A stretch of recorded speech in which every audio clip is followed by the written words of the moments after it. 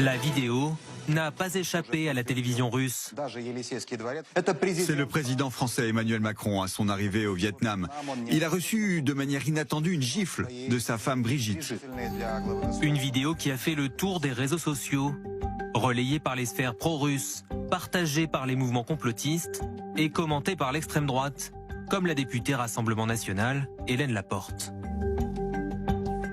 Sciemment ou non, Emmanuel Macron aura emmené avec lui la fonction présidentielle dans les tréfonds de l'indignité. C'est la main de Brigitte Macron.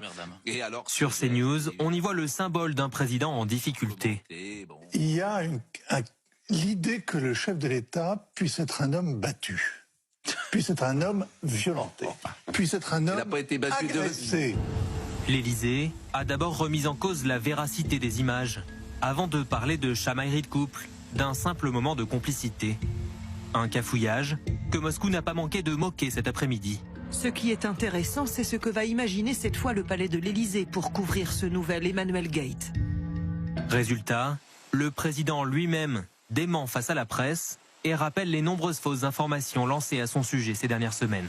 On fait dire à une vidéo beaucoup de bêtises. Il y a des gens qui ont regardé des vidéos et qui pensent que j'ai partagé un sac de cocaïne, que j'ai fait un mano à mano avec un président turc et que là maintenant je suis en train d'avoir une scène de ménage avec ma femme. Rien de tout ça n'est vrai, pourtant ces 3 vidéos sont vraies. Donc il faut que tout le monde se calme et surtout s'intéresse au fond de l'actualité. Référence notamment à cette scène où les chefs d'État britanniques, allemands et français sont réunis dans un train pour Kiev. La séquence diplomatique va être balayée par ce geste de la main. Pour les sphères complotistes, Emmanuel Macron cherche à dissimuler un sachet de cocaïne. Décryptage sur les chaînes d'infos. De cocaïne, selon le complotiste américain Alex Jones. Cocaïne donc pour 3 dirigeants défoncés. Évidemment, tout cela est faux. Quand on s'arrête, on se rend bien compte qu'il s'agit en fait d'un mouchoir usagé. Là encore, démenti de l'Élysée, qui désormais répond et contre-attaque à chaque fois. Car cette guerre d'images peut avoir des conséquences bien concrètes sur le plan diplomatique. En témoigne cette autre scène, Basilique Saint-Pierre, où selon ses détracteurs, le président français est évincé de la rencontre entre Donald Trump et Volodymyr Zelensky. Une polémique alimentée par le tabloïd The Sun, qui rapporte ces soi-disant propos du président Trump. Tu n'es pas dans ton rôle ici. Rends-moi service. Tu ne devrais pas être ici. Version impossible à vérifier et massivement reprise sur les réseaux sociaux. Nouveau camouflet. Honte vivante. Macron humilié. Une stratégie de déstabilisation venue de Russie selon les autorités françaises et dont une partie de l'opposition se fait le relais. Madame la Présidente, Mesdames et Messieurs les députés, la France, vous l'avez décrit, est ciblée et pilonnée par des opérations de désinformation et des cyberattaques russes relayées par des sphères d'extrême droite en Europe comme aux États-Unis.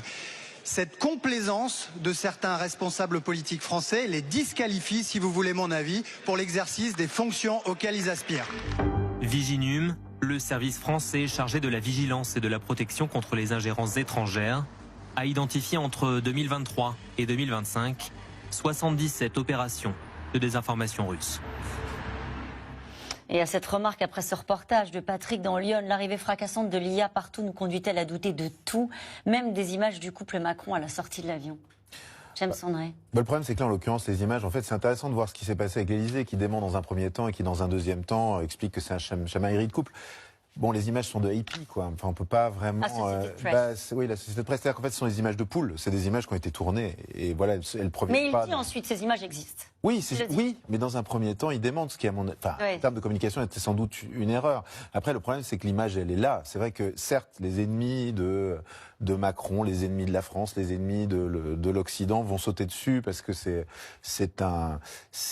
du tout cuit. Enfin, voilà, évidemment que ça présente l'image d'un homme, comme on l'a entendu dans le reportage, qui ça fait pas très mal alpha de prendre une claque sur le visage. Donc si dans la rhétorique, on va dire poutinienne, ce genre de choses, c'est du pain béni. Mais là, on a l'impression, avec les épisodes qui ont très bien été rappelés dans ce reportage, et d'ailleurs aussi rappelés par le chef de l'État, qu'il y en a une par semaine.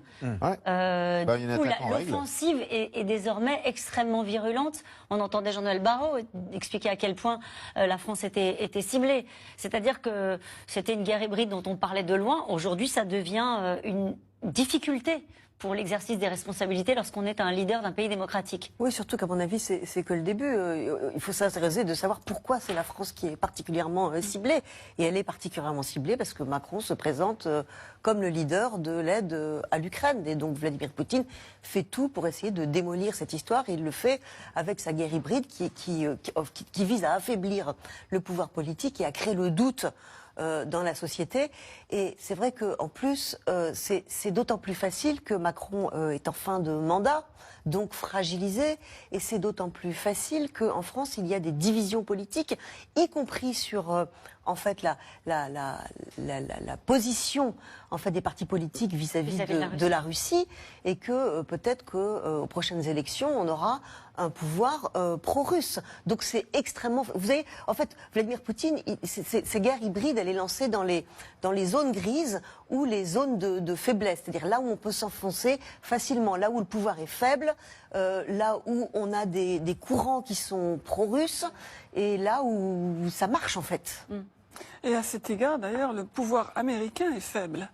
Et c'est une de ces zones que vous décrivez comme grise, parce que Trump, dont on se souvient tous les ennuis qu'il avait eus pendant son premier mandat, pendant la présidence de Biden, à cause de ces possibles compromissions avec la Russie, de l'ingérence russe en sa faveur dans les élections en 2016 et en 2020, il démantèle toutes les équipes au sein des services de sécurité, au sein des services de renseignement et au Pentagone. Il démantèle toutes les équipes qui travaillent sur les ingérences étrangères et particulièrement russes. Ça veut dire que le président américain n'est pas du tout la cible de cette guerre hybride de la part des Russes. C'est-à-dire qu'ils ont fait une espèce d'accord de non-agression sur cette façon-là de mener les conflits. Ça veut dire que pour l'instant, il est dans l'intérêt de Poutine de ne pas démolir Trump, qui est quand même, comme disait Isabelle, le meilleur président américain dont il ait pu rêver.